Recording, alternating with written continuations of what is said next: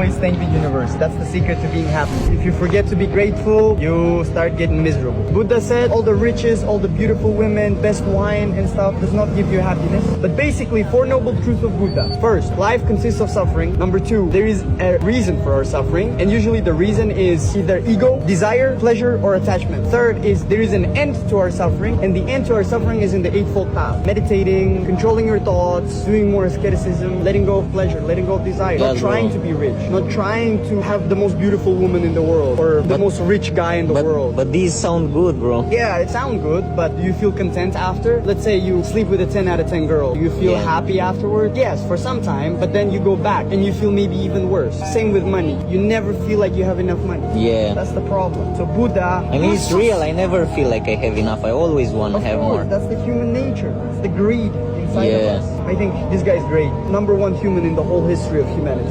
Cool, bro.